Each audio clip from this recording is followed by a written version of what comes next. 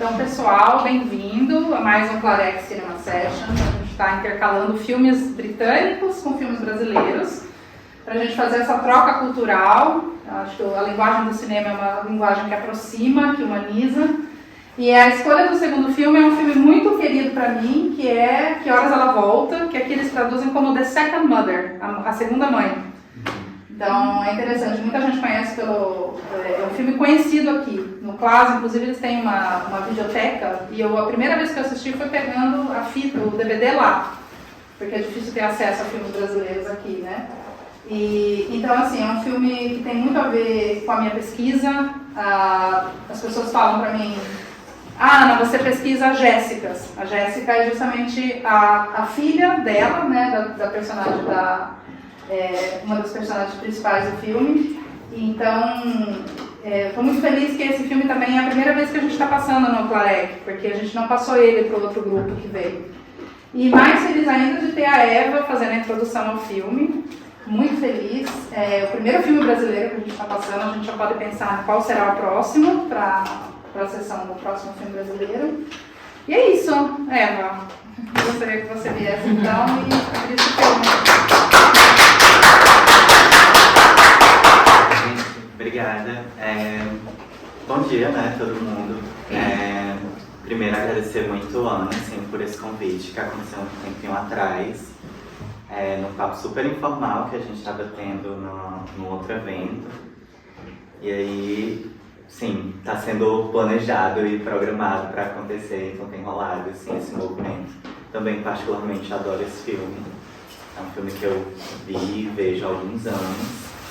E que tem muito a ver também com minha história pessoal, assim, então particularmente é algo que me toca bastante.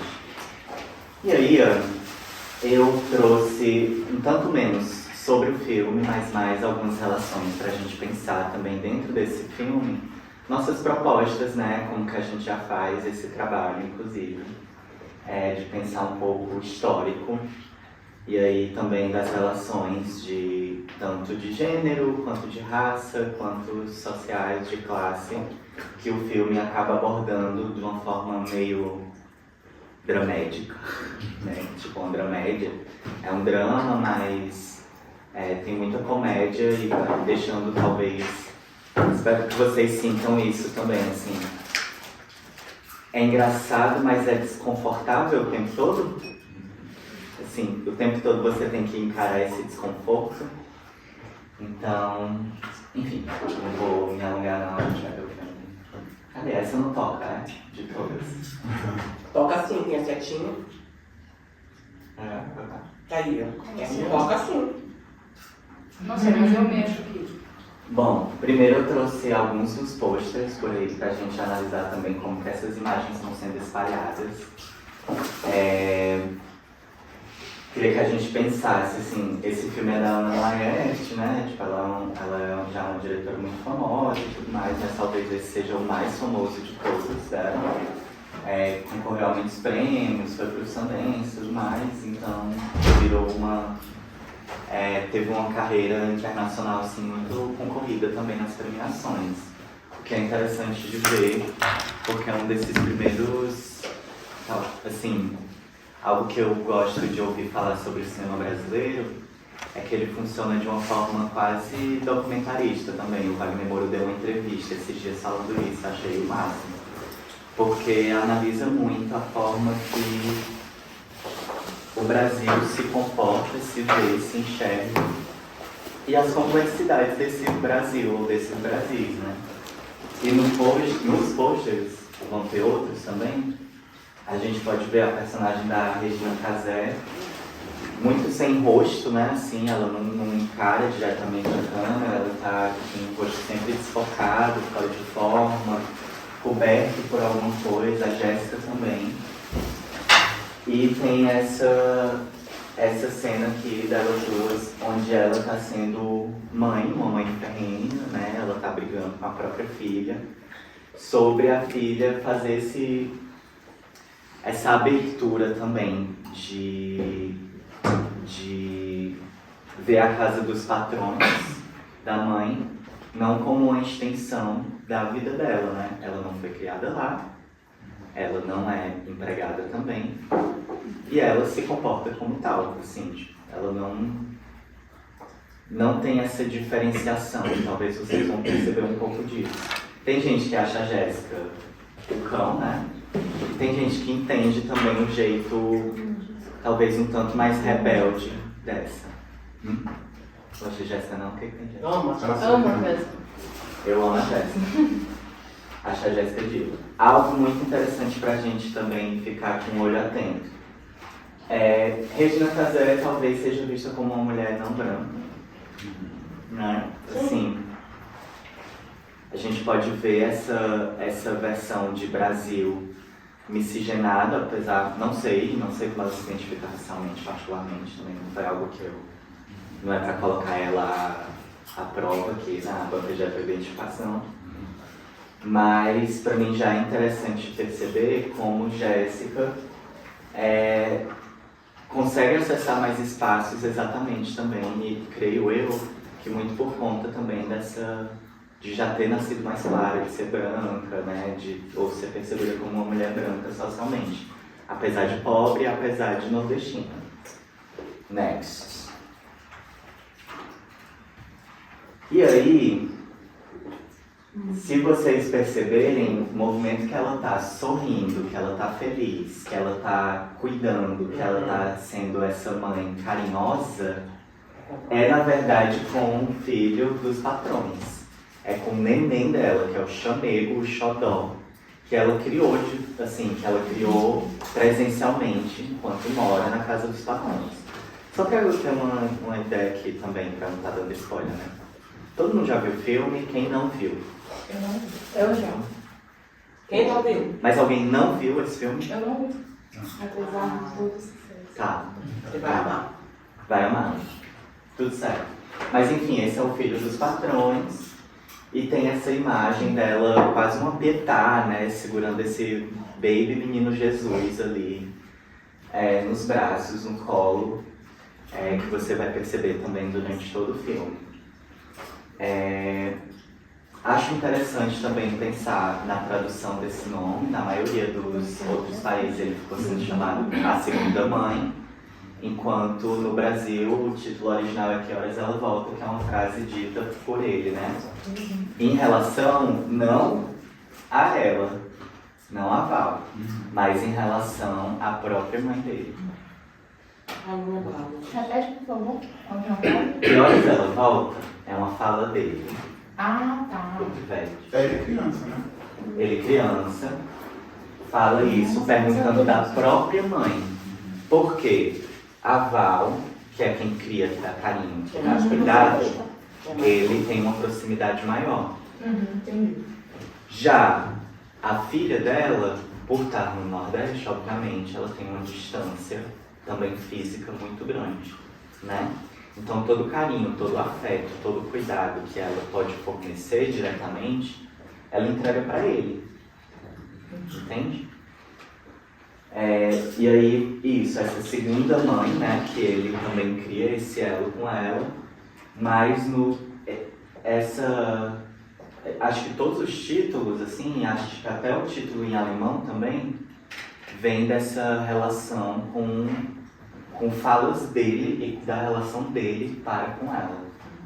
Meio que romantiza a ideia inicial, porque Romantiza pode ser demais. assim, porque eu achei que Horas Ela Volta sempre foi uma pergunta da Jéssica, embora eu não tivesse escutado no filme, porque tipo, quem é ausente, né? Quem que a vida toda é ausente, que é a pessoa que o tempo todo esperou a mãe? Não foi ele, foi a Jéssica. Também foi Sim, ele. mas assim, mas Mas não romantiza, não. Eu achei que ele perguntava que horas ela volta dela. Não. Não, Vocês vão ver. É. Vamos só marcar pra gente pra gente poder discutir depois, Lógico. quando todo mundo tiver visto. Próximo. E aí, né, mais uma vez, me veio muito essa imagem da bonita, da redenção de Campo, do Modesto Brocos, que é esse clareamento racial sendo perpetuado, sendo agradecido, sendo louvado pelas matriarcas mais velhas. Se essa cultura, enfim, o cara é espanhol, vai para o Rio de Janeiro ensinar, né, na UFRJ, pinta isso em 1895 e vira um quadro quase que explicando ali ideias eugenistas e freirianas que a gente reproduz muito até hoje, né? O pai pleno, contente, alegre, de tipo, caralho, que sabe que, com todo o perdão da palavra, mas que pimbada boa que eu dei, que o menino nasceu branco, né? A gente já nota também uma versão da própria família sendo cada vez mais clara, então esse clareamento racial sendo louvado. E outra coisa que eu sempre percebo nessa pintura é que ela também carrega esse semblante de muitas cartas imagéticas de manifestação. Se a gente perceber no tarô, o mago, aquele que manifesta, ele tem um dedo apontando para cima, outro para baixo. Se a gente pega o Baphomet também e pensa a partir de uma ótica de religiões luciferianas, ele também aponta para cima e para baixo. Então esse poder de manifestação entre céu e terra, né? Por isso para mim isso é tão visível, assim, ela louvando aos céus e essa manifestação do clareamento racial se propagando e existindo e acontecendo na terra, né? Péssimo, triste, sofrido, porém, tá claro. E ele não é rico, ele é um europeu pobre, óbvio, como todos aqueles que foram pagos para ir para o Brasil fazer esse trabalho, né? Próximo. E aí essa capa, assim, acho que a gente pensou um pouco a imagética do filme, de onde vem isso tudo. E aí queria passar um pouco para a gente também pensar a imagética da própria estrutura, né, da arquitetura da casa que eles vivem, da casa colonial. Primeiro a gente falou de corpo, talvez memória, saudade, agora a gente precisa falar um pouco de arquitetura. E aí nessa arquitetura, algo que fica visível para mim é como os quartos de empregada, eles são condensações, né? Tipo, ele é a versão da casa grande da senzala que vão sendo condensadas, das casas grandes que vão ficando menores, mais urbanas somente. E aqui a gente vai ver, literalmente, a casa grande, espaçosa, vívida, acontecendo, claro, com vários empregados. E a senzala também vívida e acontecendo, mas num outro espaço, numa outra lógica. Enfim, Gilberto Freire, Casa Grande Senzala, essa mesma imagem, né? Esse recorte aqui, que a gente pode ver desse lado da senzala. Uma conexão pelos fundos. As frentes das casas são as partes abençoadas, são as partes bonitas, são as partes floreadas. E essas partes da senzala são sempre quase que mais desérticas. Aqui o pessoal ainda está se divertindo, né? Que eu acho assim, uma versão topzera de paisagista, assim. Que legal, tem uma gangorra para os criolinhos brincarem. A gente foi benfeitor com as margens, né? A gente foi benfeitor com as margens. Sim, a gente foi benfeitor com as margens. E o livro retrata, né? Exatamente. Então, isso me lembra muito também projetos urbanos de colocar, tipo, praças e coisas legais no meio das favelas, mas não cuidar delas. E aí as crianças não conseguem brincar, os parquinhos enferrujam e dão tétano, e, sabe? Assim, essa figura, ela só se atualiza, né? Ela vai criando versões 3D dela mesma, vai virando versões de IA, vai virando vídeo, vai virando tudo que a gente conhece. Mas ela não deixa de se reproduzir, né? Se repetir. Aqui pra gente comemorar só 80 anos de Gilberto Freire, do Divo, querido. A 20ª edição desse livro maravilhoso. Sem críticas mais. Falou, próximo slide. Lindo. E aí trouxe uma planta também de basicamente uma casa que eu fui criada, muito parecida, assim, na real. Se aqui a gente tinha a senzala desse lado, aqui a gente tem a dependência de empregada com um banheirinho, óbvio, pela porta dos fundos, pela área de serviço, né? esse lavabo ele já faz parte da circulação da casa, tá? Percebam. E o resto da casa é imensa, né? Assim, se a gente para pensar, talvez o tamanho do carro seja o tamanho da empregada, assim. Então, acho que também dá essa ideia de tipo commodity, né? Esse corpo negro, essa pessoa racializada, essa mulher racializada, que eu posso comprar a vida dela para viver para mim, para produzir para mim, para estar eternamente ao meu serviço, né? É uma relação direta que é criada pós-escravidão, assim. Pós-abolição, pós-escravidão, existe. Então, também a gente pensa nessa iluminação, as casas elas ficam iluminadas, os cristais ficam iluminados, tudo muito lindo de um lado, mas por outro lado, mal iluminado, geralmente sem janela, para as áreas de serviço. A gente também tem uma dimensão ótica disso. Uma fruteira sem frutas, né? Uma casa sem vida, sem comida, um monte de calcinha pendurada. A lata de lixo, eu gosto muito. E esses quartos que eles vão virando também grandes depósitos, né? Depósitos da vida de uma pessoa que mora ali dentro, dessa empregada, mas também muitas vezes depósitos dos próprios patrões, assim, é o quarto da bagunça. Então, isso essa ideia também de que a empregada sinta-se em casa, mas lembre-se que não está, vocês vão perceber muito durante o filme. E isso pra mim é uma grande pataquada, né? Também. Sim, mencionou isso. Diretoria. Eu escolhi essa em específico por causa disso. Eu fiquei pensando, eu não sei se foi isso que você pensou, né? Mas eu fiquei pensando nessa coisa do, mas ela é da família, ela é da diretoria, esses termos que vão usando nesses eufemismos. Ela quem comanda a ela é casa. diretora da casa, vamos colocar aqui, são vários eufemismos. Exatamente, foi exatamente por isso. Acho que também outra coisa que me chama a atenção é que as tábuas de passar, elas estão sempre por aqui. Assim, tipo, o trabalho ele não acaba nem quando você está dentro do quarto. Isso também eu via direto a gente vai chegar lá. Isso, mas eu via muito isso acontecendo no ao vivo. Minha mãe, por exemplo, bote ela para limpar 40 casas num dia. Não peça para ela passar uma blusa. Ela odeia.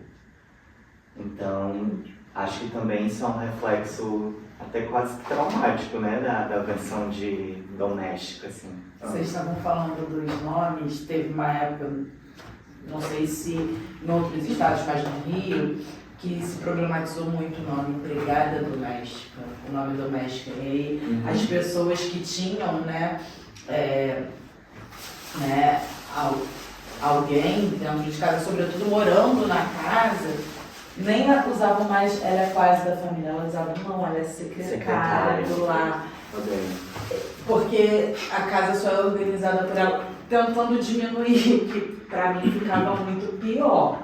Sim, era péssimo. Hoje porque... ainda é utilizado secretário, assim, a questão que empregada tá realmente sumindo. Porque não tinha... Assim, ele acha que fica mais leve. Mais leve, mas não fica, porque, sobretudo, as pessoas que usam são pessoas que têm esse corpo morando nas suas casas e a secretária, ela tem folga, sabe? Ela tem horário de dormir quando tá nessas casas. Supostamente, né? Suposto, deveria, né? Mas a gente também vai chegar lá.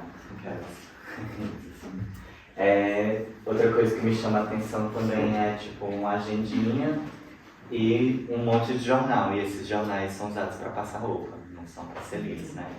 A informação que chega aqui não é informação mesmo, não é assim um ambiente de estudo, não cabe isso. Isso vai ser relevante também para o filme. Desculpa, essa coisa do improviso do ventilador. Né? Não é nem um ventilador de teto, não é algo que você se dedica a pensar assim, na organização do espaço. Vamos, já que precisa, a gente meio que encaixa aqui, não é uma coisa pensada ali com cuidado. Mas tem dois ventiladores. Olha, Depois de chegar só na Jesus na sala, casa, E também para tirar chiclete. Depois eu... E aí, bom, acho que a terceira parte que a gente pode falar ela é territorial, né? Um terceiro contexto para a gente entender também nesse filme é esse êxodo territorial de onde ela sai, que ela sai de um lugar não nomeado, no Nordeste. Ela nem fala de onde ela é. É Pernambuco. Ela fala, ela fala assim, em algum momento ela vai falar no filme. Fala, então não tô lembrando. Ela fala assim, Pior que fazendo a apresentação, eu botei o filme pra tocar de novo, pra ficar... ela fala assim. Eu achei que era Pernambuco, mas... É por verdade, não sei. Mas enfim, nós paraibanos, É o quê? mas enfim, todos nós nordestinos temos uma relação muito forte também com esse êxodo que acontece. É Paraíba. Eu acho que é Paraíba. Tá, você Paraíba, eu fico em Pernambuco. Perguntado não, fala. Coladinho. Meu Deus. É a mesma coisa, né? Ainda de Paraíba é a que separa. O sujeito que Mas ainda aí tá eu ligado. trouxe o mapa do Ceará pra gente pensar esse êxodo também do interior para a capital, que foi o que aconteceu na minha família, né? Aqui a minha mãe. Nossa! Obrigado. Aceito os elogios por ela. Minha mãe, minha tia Conceição, minha tia Cícera, grávida do meu primo Matheus na época, que fez ela inclusive retornar para o Iguatu. Iguatu bem aqui, né? Todas elas. Coisa fofa que sou eu, com minha papete do Seninha, sempre feliz, Nunca pude ter. sendo alegre Nunca e pude ter. Eu feliz. comprei depois de velho. Pois é, minha camisa do Havaí, pra você. Minha mãe não deixava falar. E aí eu trouxe essa imagem porque, bom, literalmente minhas 3 tias, elas saem do Iguatu, vão pra minha mãe e minha tia, vão pra Fortaleza com seus 12, 11, 13 anos para trabalhar em troca da farda e da comida, para estudar, né, para continuar os estudos. Minha avó, ela teve acho que 10 mulheres e 3 homens. Os homens todos trabalhavam num roçado e as mulheres todas iam trabalhar em casa de família, né? Todas elas saíram muito novas de casa para trabalhar em casas de família. Algumas começaram ainda no Iguatu, na verdade todas começaram pelo Iguatu, mas também foram encontrando essas casas em outros estados, né? Ou em outras cidades, como no caso aqui. A gente foi para Fortaleza, eu ainda não era nem nascida, óbvio, eu tinha 12 anos. Tem tia minha que foi para São Paulo, tem tia minha que foi para Minas Gerais, tem mais de uma que foi para Minas Gerais, na verdade. Tem outra que foi para o Espírito Santo. Você nasceu em Fortaleza? Eu nasci em Fortaleza, bem pertinho na praia. Eu nasci. Bem pertinho da você não mais. É porque eu nasci na beira do mar. Que o Hospital dos Estivadores, o bairro que eu nasci é um bairro de jangadeiros, né? De pescadores. Então, nesse bairro tinha um hospital público que não existe mais, que foi onde eu nasci. Isso tudo foi gentrificado também. Essa área toda hoje são os metros quadrados mais caros de Fortaleza, né? Não é mais Salvador. Saudades, inclusive. Bom, isso aqui é nesse bairro, inclusive, no Mucuripe, lá perto. Essa minha tia, ela voltou pro Iguatu, inclusive. Minha mãe tentou me levar pro Iguatu, mas como eu nasci com fenda palatina, textura lá do Palatino, eu tive que voltar para Fortaleza para fazer cirurgias e tudo mais. E eu só falo porque essa mulher aí me botava nas costas e me carregava para eu ir para fonoterapia. E me botou para estudar com seu caralho, que ela não me queria na rua. E eu aprendi a ler num daqueles quartos, assim. Ela me botava para ler gibi, e de gibi começou a ser livro. E aí eu aprendi, peguei gosto pela leitura, apesar desse gosto ter ido embora hoje em dia. Por completo, na pós-graduação acabou com o meu gosto pela leitura. Mas ela mesmo, porque quando ela me teve, ela tinha terminado a oitava série, saiu da escola para cuidar de mim. Eu virei um trabalho integral. Já era uma coisa muito séria. A bolsa dela rompeu no mesmo quarto. Ela engravidou e continuou morando e trabalhando para aquela família. Que na pandemia disse assim, beijos, a gente se vê por aí. Então ela criou os meninos, assim, que são mais velhos que eu. Na pandemia ela foi dispensada? Então, muita coisa aconteceu. Mas nas voltas que o mundo dá também, minha tia Seição criou uma menina que se formou em odonto. Aí, com muito esforço, né? Ela ganhou do avô dela o consultório completo de odonto. Não, ela é gente fina, né? Enfim, momentos. A gente tem a mesma idade, inclusive, eu e essa menina, que é filha da patroa e ainda é patroa da minha tia. Até hoje ela trabalha para a mesma família. E essa minha tia trabalha para a mesma família também, lá de trás, só que no interior, no Iguatu. Porque as famílias são conectadas de lá. E é muito comum, né, Eva, sobretudo quando a moça que vai estudar na capital constitui família, aí chama alguém, a menina que não vai para trabalhar, vai para ajudar a cuidar do bebê. Ela não vai trabalhar, ela vai ajudar. A menina que ajuda. A gente vai passear, vai para as férias, mas ela também vai com a gente, ela é da família, ela é igual a gente. Aí ela está ajudando. Então essa relação ela vai criando e realmente vai causando, intensificando essa coisa de eu sou da família, porque tipo assim, na casa da irmã tem a outra irmã, né? Isso é muito comum. É status levar a empregada pra Disney. Ah, claro que é. Então a irmã da patroa também é a irmã da empregada. Então faz duas tias que trabalham em casa de família. Sim, minha mãe não trabalha mais em casa de família. Por quê? A gatinha aqui que se formou em odonto, que minha tia Seição me criou, ela precisava de um assistente de saúde bucal, de um ASD, para o consultório. Queria levar minha tia, mas minha tia não terminou o ensino médio. Minha mãe, quando eu tinha uns 10 anos, terminou o ensino médio, me levava para a escola com ela. Então eu ia para a minha escola de manhã e ia para a escola dela de noite. Você vai levar pra gente, nossa pessoa também. Sua mãe é foda demais. E aí me levava para a escola dela de noite, terminou o ensino médio e pôde fazer o curso de ASB e começar a trabalhar. E hoje ela bota botox em dondocas. Vamos lá. Agora botar um pouco no botox. É isso. Não, você tá fora da lista, você não precisa. Em dondoca mesmo. Só em O espírito Então, bom, isso é um pouco da minha formação familiar, de como isso se conecta também com o filme. E aí, algo que desse território também, e também da estrutura física das coisas, é uma frase que ela sempre me diz, que eu fiz questão de traduzir para inglês, que eu ia fazer essa apresentação toda em inglês, por isso que eu não mas algo que ela sempre me falou, tendo em vista que a gente sempre entrava pelos fundos, as portas lado a lado, mas óbvio que eu tinha que entrar pela cozinha, como filha da empregada.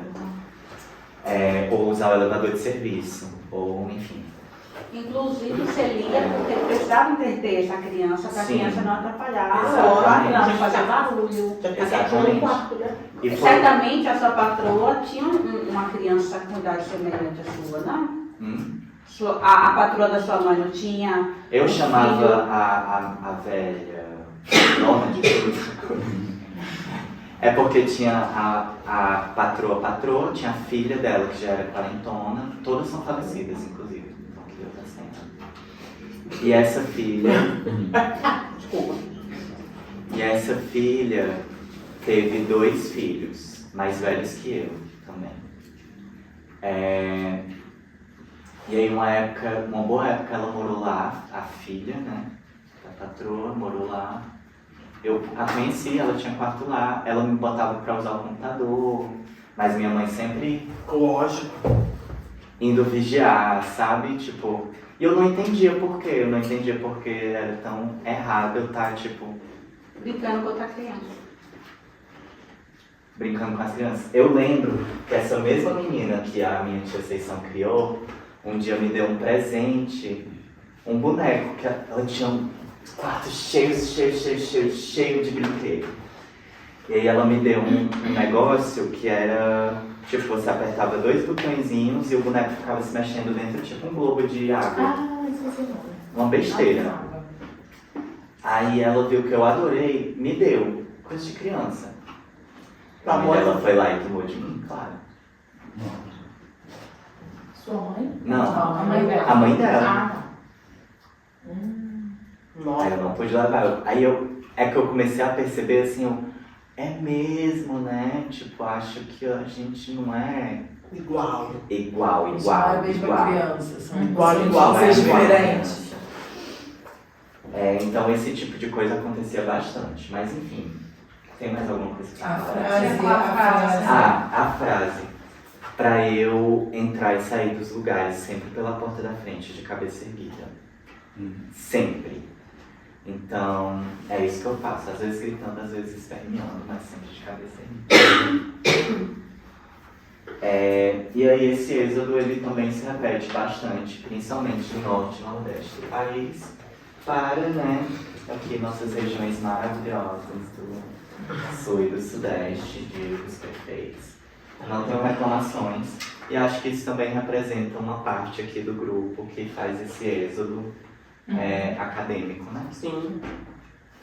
Se um dia foi pelas classes mais baixas, digamos assim, da sociedade, para aqueles que não podiam acessar uma graduação, uma pós-graduação, ou quiçá uma escola, né? Pensar em uma escola. A gente continua fazendo esse êxodo.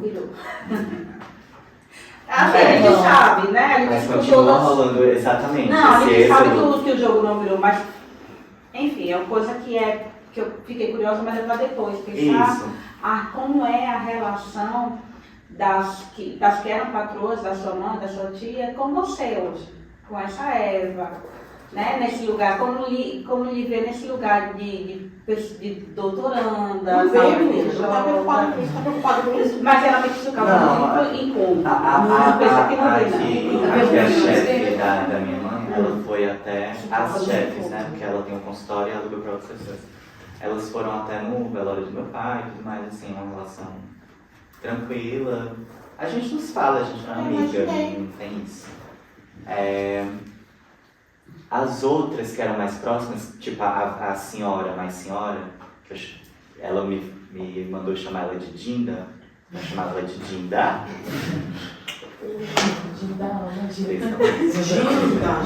Jurou! Mas enfim, né, ganhei CD do High School Musical. Enfim, eu criança não entendia tudo aquilo. Foi depois que eu fui assim, peraí, entende? Tipo, minha mãe, ela também tentou me proteger muito de tudo isso. De ter essa visão, assim, então era só o que era pra acontecer, o que era pra ser feito. E ela tava ali comigo o tempo todo, então, assim, passou a gente morava em casa. Morava aqui, numa dessas casas nesse bairro, no Mucuripe, o prédio que ela trabalhava era bem na frente, era só rodeado. Eu podia ir lá? Claro que não, eu ficava em casa sozinha com 8, 10 anos. Pegava o ônibus sozinha, porque ela me ensinou a pegar ônibus sozinha, pra fazer o que eu quisesse. Ficava trancafiada dentro de casa, bem. Porque meu pai estava trabalhando fora e ela estava trabalhando na casa. Mas aí, essa imagem eu trouxe. Se esse êxodo ele aconteceu e continua acontecendo no trabalho braçal, hoje a gente também pode pensar, e a gente vai ver no filme, como esse êxodo acontece no nosso trabalho intelectual. É para isso que eu trouxe essa imagem. Eu acho que essa é a última por agora, porque eu preparei uma hora e meia sobre. Eu acho que é, agora a gente mostra o filme, por favor. Essa é a última. Ah, não aguento não. O que eu invento de fazer isso? Não, mas eu... Cara, porque o filme é tão doido assim, tem tanta coisa pra gente analisar, tem tanto foco pra gente pegar, que não dava pra escolher uma coisa. Assim, ele é tão atual, tão eternizado nas relações também que foram construídas entre mulheres negras no Brasil, que eu fico assim, esse filme devia passar nas escolas. Mas enfim, vamos ver o filme, vamos curtir um pouco, sentar as ideias, sentar o que foi falado. Olha. Pode ser?